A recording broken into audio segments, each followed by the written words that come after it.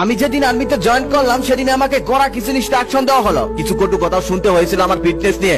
যদিও আমি লম্বার দিক দিয়ে খারাপ ছিলাম না, তবে স্বাস্থ্যটা তেমন একটা আর্মি সুলভ ছিল না। বাড়িতে প্রচুর খাওয়া দাওয়ার অনিয়ম করতাম, তবে সেটা নিয়ে কখনোই কারো কাছে কোনো কথা শুনতে হয়নি, আজ শুনতে হচ্ছে। এবার ইনস্ট্রাকশনের পয়েন্টগুলো এখানে তুলে ধরি।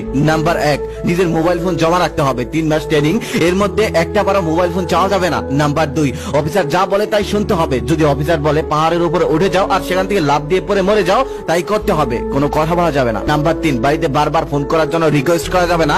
এমনকি বাড়ি থেকে আসা কল কোনো জরুরি কল না হলে সেটা তোমাকে দেওয়া হবে না। ট্রেনিং এর সময় এইসব নিয়ে কখনোই কোনো কমপ্লেন করা যাবে না। নাম্বার 4, অসুস্থ হওয়া যাবে না। নাম্বার 5, অজুহাত নামক হাতটা আজকে কেটে ফেলতে হবে। আমার জন্য আলাদা আরো একটি ইনস্ট্রাকশন দেওয়া হলো, সেটা হলো প্রত্যেক দিন 200 টাকা করে পুশ আপ দিয়ে অফিসারকে রিপোর্ট করতে হবে, তাও আবার 1 ঘন্টার ভিতরে। অনেক কথাই হলো, এবার আমার পরিচয়টা দেই। আমার নাম তারিফ, থাকি যাত্রাবাড়ি। আমরা 2 ভাই, আমি ছোট, বড় ভাই অলরেডি আর্মিতে আছে, বর্তমানে সোমালিয়াতে আছে। তাই আর্মিতে কিভাবে আসলাম সেটা না বললেও চলবে, আশা করি বুঝতে পেরেছেন। তবে এখানে আসার জন্য নরিনের আলাদা একটা তাগিদ ছিল।